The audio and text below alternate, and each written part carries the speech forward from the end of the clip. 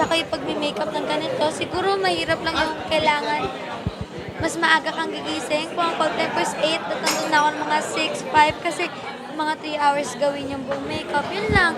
Mga maliliit lang na bagay yung challenges kasi talagang ginusto ko to. Super ako nag-enjoy. Kanina ni-reveal mo na na sabi mo parang mas gusto mo na yatang mag-solo kesa may ka-love team, parang ganyan. Yes. Ano yung ibig sabihin mo dahil sa ganyan? Parang mas madami lang po kasi ako nagagawa na role and parang bago sa akin kasi ito gusto mo hinanap natin ilaw. Ever since po kasi parang 10 pa lang yata or 11, lagi na ako parang may ka-love team. Gusto ko lang din mag-explore na ngayon na wala akong love team. At sinabi ko lang na na-enjoy ko siya kasi actually masaya siya. Iba yung parang mas independent ako. Alam mo yung pupunta ako sa set na work lang talaga lahat. Wala akong kinaabakan. Mas magagaan ba on your part? Pag ganon? Iba po Iba. Kasi iba din yung gaan na meron kang kasamang mahal mo sa work. Pero iba din yung gaan na ikaw lang. Iba yung power na nabibigay niya sa'yo. Tsaka mas feeling ko mas independent talaga ako. Kasi iba siya, masaya siya. May inamin ka kanina, naging boyfriend mo yung parang naka-love team. Yes. And sino yun? Look! Alam na, di ba? Alam na. Pero Andrea, Inamin ko naman po yun before. Yes. Andrea, ano reaction ni Reggie na makita yung drag look mo?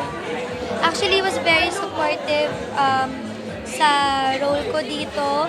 Actually, dapat nga may isang time na pupunta siya mismo sa set para panoodin ako. Pero ako yung nahiha. Pero like game na game siya, supportive siya. Lagi kami magka-video call, lagi ako nagkikwento ng mga eksena ko, lagi siyang nakikinig. Support system ko po siya sa series. Ano naman reaction mo pag part of the Ay, LGBTQ? ano din pala, dinala ko pa nga si Richie dun sa concert ng Divine Divas before. Sa New Frontier? Oo, tapos kinis pa nga siya ni Precious Sabi ko, buti mahal kita. Ikaw lang ang pwede gumawa nun. Can you imagine si Richie na mag-drag soon? Kung ikaw yung magme-makeup sa kanya, kung gusto mo na make-upan Well, siya. gusto ko siya make-upan, oo. Pero di ko Papayag lang ba alam. siya? Ilang beses na namin napag-usapan. Parang, lalo na po kasi meron akong sariling makeup brand.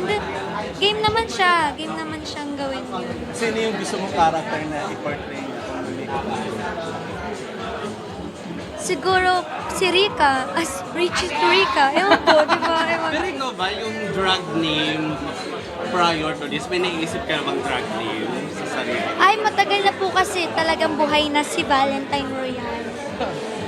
Ano ba, 2020 pa lang yata, 2021. Kumbaga na-set ko na si Valentine Royal. Bago pa dito at alam na din po kasi ng Dreamscape na meron na akong vlog before na nag-drag queen ako. Sila po ang nagsabi na pwede ba natin gamitin si Valentine Royal. Go! Saan Of ang course! galing yon yung ganong drag name for na Ito ikaw kasi mismo story yung- niya. Story ni Valentine Royal, favorite ko ang Valentine's Day. I love the word Valentine. Gusto ko siyang gawing name. Dapat name yan ng magiging anak ko. Valentine. Tapos gusto ko may royalty something. So nilagyan ko ng royal. Tapos nung sinabi ko sa mga kapatid ko, ang magiging pangalan ng anak ko, Valentine Royal, pinagtawanan nila ako. Kasi sabi nila, ba't naman yun yung ipapangalan mo sa anak mo? Sabi ko, okay, fine. Ano bang mali doon? Ginawa ko na lang siyang name sa game. Sa gamer tag ko siya kasi gamer ako before Tapos nung nanonood ako ng drag, nanonood ko sa Drag Race. Tapos nung nagme-makeup kami, tinatanong, ano bang gusto mo? Sakto nung time na yun, idol ko si Valentina. Tapos gusto ko si Latrice Royal. Tapos naalala ko, teka lang, meron pala ako na-reserve na name na hindi ko na magagamit sa anak ko. Gamitin ko na lang sa drag persona ko. Kaya, may Valentine Royal. Andrea, ano yung secret of being together? Ang tagal-tagal niya na rin. Parang ang saya nung release. Ano yung secret of being together? What's something special about him? Diba? Bakit nagtagal ng ganun yung release? Actually, wala naman talagang secret. It's just a choice. Talaga, piliin yung isa't isa araw-araw. Sa lahat ng choices na gagawin natin, kailangan natin silang piliin at isipin parate. Yun. As a gay icon, how do you feel kapag marami namang Ano ulit? nagkakagustong Wait, hindi ko as a gay icon? Oh, I love it. hindi kasi iba talaga yung dating ng gay I like know. Madonna, Regine Goal ko Velasquez, yun talaga. Mariah Carey levels, diba? Pero Nick, ikaw, pero ngayon, Sana din actually, tanggapin nila ako as a gay icon. Masarap sa pakiramdam yun eh. Sana magustuhan nila, you know. pero Nick, ikaw, may effort din ba sa part mo? Since sabi mo nga pangarap mo yun eh, may effort din ba sa part mo na talagang be associated with the gay community because Kung may of your effort? works? Yeah. Wala po, ever since kasi talaga kasama ko na yung mga lesbian, bisexual, gay friends ng mama ko. Ever since. And si mama, babaeng ba din kasi si mama. So, buong life ko talaga, ano na ako sa kanila, parang familiar na ako with them. Never ako nagkaroon ng effort or never ako, mama, ano yung ganito? Mama, bakit sila ganito?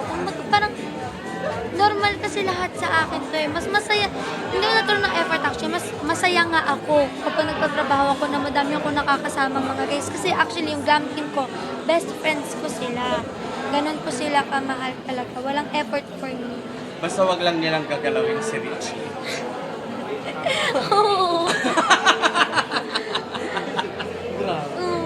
Pwede na lang maging crush ko. Okay lang. Correct.